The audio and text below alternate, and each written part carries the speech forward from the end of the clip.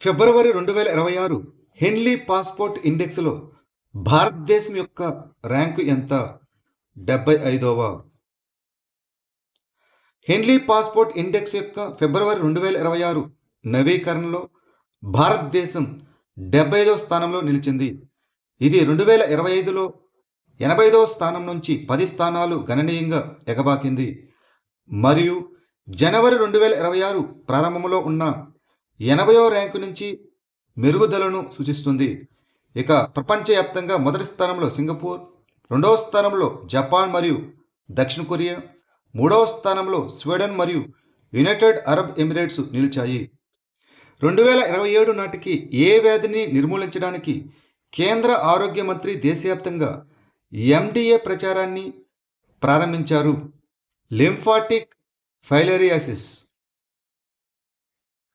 ఫిబ్రవరి 10, 2026న కేంద్ర ఆరోగ్య మంత్రి జేపీ నడ్డా 2027 నాటికి లింఫాటిక్ ఫైలేరియాసిస్ అనగా దీన్ని ఎలిఫెంటియాసిస్ అని కూడా అంటాము, దీన్ని నిర్మూలించడానికి దేశవ్యాప్తంగా మాస్ డ్రగ్ అడ్మినిస్ట్రేషన్ ఎండిఏ ప్రచారాన్ని ప్రారంభించారు.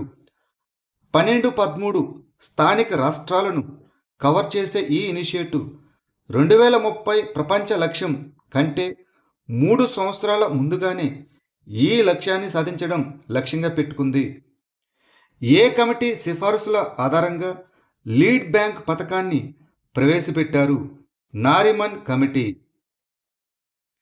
Reserve bank of India RBI lead bank పథకం కోసం సవరించిన ముసాయిదా మార్గదర్శకాలను జారీ చేసింది. నారిమన్ కమిటీ సిఫార్సు మేరకు డిసెంబర్ 1969లో లీడ్ బ్యాంక్ పథకాన్ని ప్రవేశపెట్టారు. బ్యాంక్ ఫైనాన్స్ను ప్రాధాన్యత మరియు ఇతర రంగాలకు పెంచడానికి బ్యాంకులు మరియు అభివృద్ధి సంస్థలను సమన్వయం చేయడం ఈ పథకం యొక్క లక్ష్యం. ఇది మొత్తం గ్రామీణాభివృద్ధిలో బ్యాంకుల పాత్రను కూడా ప్రోత్సహిస్తుంది. ఈ పథకం కింద ప్రతి జిల్లాకు ఒక బ్యాంకును లీడ్ బ్యాంకుగా కేటాయించారు. రోడ్డు ప్రమాద బాధితులకు హామీతో కూడిన చికిత్స అందించడానికి ఇటీవల ఆమోదించబడిన పథకం పేరు ఏమిటి? పిఎం రాహత్. ప్రమాద బాధితులకు తక్షణ వైద్య సహాయం అందించడానికి ప్రధానమంత్రి సేవా తీర్థం నుంచి పిఎం రాహత్ రోడ్డు ప్రమాద బాధితుల ఆసుపత్రి మరియు భరోసా చికిత్స పథకాన్ని ప్రారంభించారు. ఈ పథకం నివారించదగిన మరణాలను నివారించడం లక్ష్యంగా పెట్టుకుంది. అర్హత ఉన్న ప్రతి బాధితుడికి ప్రమాదం జరిగిన తేదీ నుంచి 7 రోజుల పాటు 1.5 లక్షల వరకు నగదు రహిత చికిత్స లభిస్తుంది. ప్రపంచంలోనే అతిపెద్ద సేంద్రియ ఉత్పత్తుల వాణిజ్య ప్రదర్శన అయిన బయోఫాక్ 2026 ఏ దేశంలో జరిగింది? జర్మనీ. జర్మనీలోని న్యూరంబర్గ్లో ఫిబ్రవరి 10, 13 వరకు జరిగిన ప్రపంచంలోని అతిపెద్ద సేంద్రియ ఉత్పత్తుల వాణిజ్య ప్రదర్శన బయోఫాక్ 2026లో భారతదేశం సంవత్సరపు దేశంగా ఎంపికైంది. వాణిజ్యం మరియు పరిశ్రమల మంత్రిత్వ శాఖ ఆధ్వర్యంలోని వ్యవసాయ మరియు ప్రాసెస్డ్ ఆహార ఉత్పత్తుల ఎగుమతి అభివృద్ధి అథారిటీ భారతదేశం యొక్క భాగస్వామ్యాన్ని నిర్వహిస్తున్నది. కౌశల్ రథ్ ఇనిషియేటివ్ను ఏ మంత్రిత్వ శాఖ ప్రారంభించింది? ఎలక్ట్రానిక్స్ మరియు ఇన్ఫర్మేషన్ టెక్నాలజీ మంత్రిత్వ శాఖ. ఎలక్ట్రానిక్స్ మరియు ఇన్ఫర్మేషన్ టెక్నాలజీ మంత్రిత్వ శాఖ all India society for electronics మరియు కంప్యూటర్ టెక్నాలజీతో కలిసి కౌశల్ రథ్ను ప్రారంభించింది. ఇది జాతీయ ఏఐ అక్షరాస్యత కార్యక్రమం, అందరికీ యువ ఏఐ కింద మొబైల్ ఆర్టిఫిషియల్ ఇంటెలిజెన్స్ అవగాహన ఇనిషియేటివ్. ఇది సెమీ అర్బన్ మరియు వెనుకబడిన ప్రాంతాల్లో ప్రాథమిక ఏఐ విద్యను ప్రజాస్వామీకరించడం లక్ష్యంగా పెట్టుకుంది. ఇటీవల వార్తలో కనిపించిన టెట్రాటేనియం పైకాడే అనగా ఏమిటి? ఇదొక వృక్షజాతి. కేరళలోని ఇడుక్కి జిల్లాలోని ఎత్తైన గడ్డి భూముల్లో టెట్రాటేనియం పైకాడే అనే కొత్త మొక్క జాతిని పరిశోధకులు కనుగొన్నారు.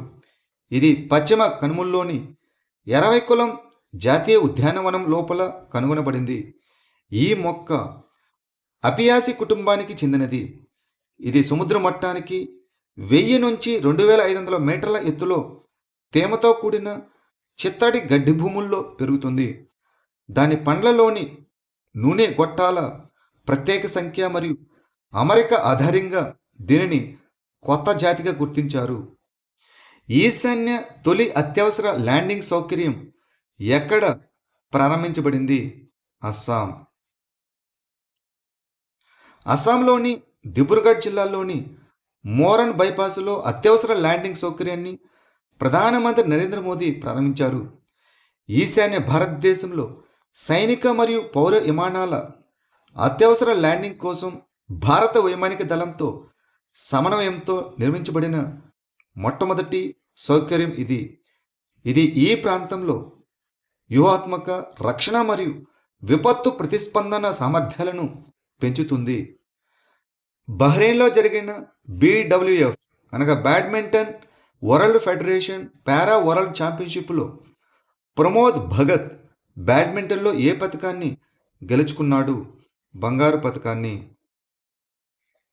బహ్రెయిన్లో జరిగిన బ్యాడ్మింటన్ వరల్డ్ ఫెడరేషన్ BWF పారా వరల్డ్ ఛాంపియన్షిప్లో పురుషుల సింగిల్స్లో స్వర్ణ పథకాన్ని భారతదేశానికి చెందిన ప్రమోద్ భగత్ గెలుచుకున్నాడు. ఫైనల్లో అతను ఇండోనేషియాకి చెందిన మొహమ్మద్ అల్ ఇమ్రాన్ను 21-12, 21-18 తేడాతో ఓడించాడు. ప్రపంచ ఛాంపియన్షిప్లో వరుసగా 4వ సింగిల్స్ స్వర్ణాన్ని సాధించాడు. ఈ విజయంతో అతను 5 పురుషుల సింగిల్స్ ప్రపంచ టైటిల్ను గెలుచుకున్న లిన్ డాన్ను అధిగమించాడు. ఇటీవల వార్తల్లో కనిపించిన తమ్సా నది ఏ నదికి ఉపనది? గంగా నదికి. గంగా నదికి ముఖ్యమైన ఉపనది అయిన తమ్సా నది తూర్పు ఉత్తరప్రదేశ్లోని అంబేద్కర్ నగర్, అయోధ్య మరియు అజంగఢ్ జిల్లాల గుండా ప్రవహిస్తుంది.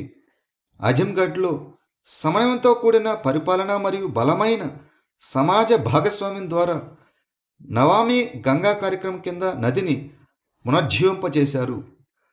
111 గ్రామ పంచాయతీల్లో 89 కిలోమీటర్ల విస్తీర్ణంలో పూడికి తీయడం, చెత్త తొలగింపు మరియు ఆక్రమణలను తొలగించడంపై దృష్టి సారించి ఒక నిర్మాణాత్మక ప్రణాళికను రూపొందించారు. భారతదేశంలో ముఖ మార్పిడి కార్యక్రమాన్ని ప్రారంభించినట్లు ప్రకటించిన మొదటి సంస్థ ఏది? All India institute of medical sciences, New Delhi. భారతదేశంలో ముఖ మార్పిడి కార్యక్రమాన్ని ప్రకటించిన మొట్టమొదటి సంస్థ న్యూఢిల్లీలోని all India institute of medical sciences.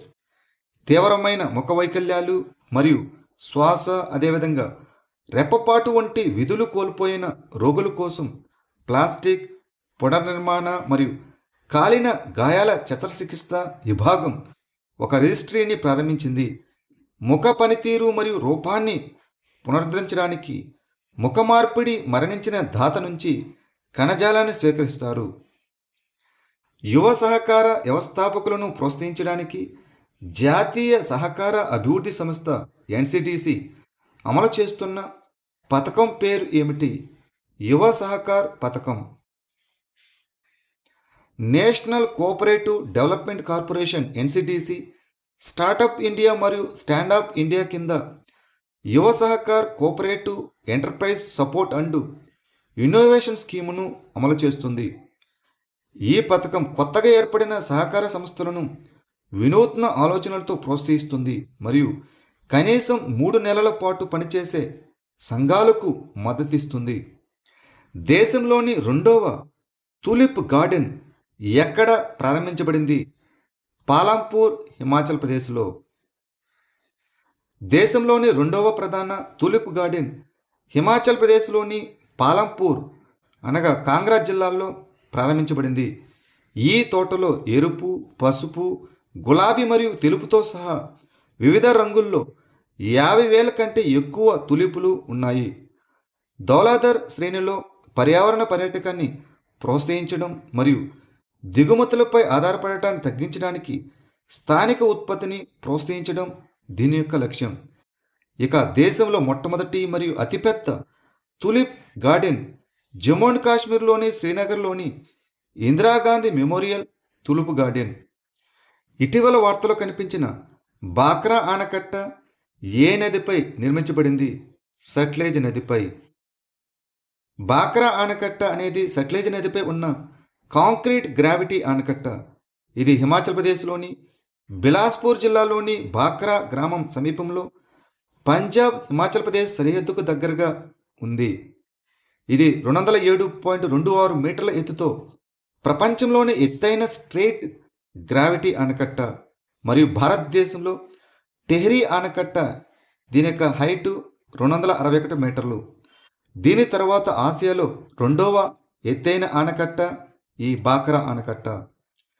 ఇటీవల వార్తలో కనిపించిన సింహం తోకగల మకాకు అనగా లయన్ టెయిల్డ్ మకాకు భారతదేశంలోని ఏ ప్రాంతానికి చెందినది? పశ్చిమ కనుమలకి. సింహం తోకగల మకాకు అనగా లయన్ టెయిల్డ్ మకాకు, దీనిని గడ్డం కోతి అని కూడా పిలుస్తారు. ఇది ప్రపంచంలోని అతి చిన్న జాతుల మకాకులో ఒకటి మరియు దక్షిణ పశ్చిమ కనుమల్లోని సతతహరిత వర్షారణ్యాలకు చెందినది. దాని పరిరక్షణ స్థితి ప్రకారం సింహం తోక మకాకు ఐయుసిఎన్ రెడ్ లిస్టులో అంతరించిపోతున్నట్లుగా జాబితా చేయబడింది.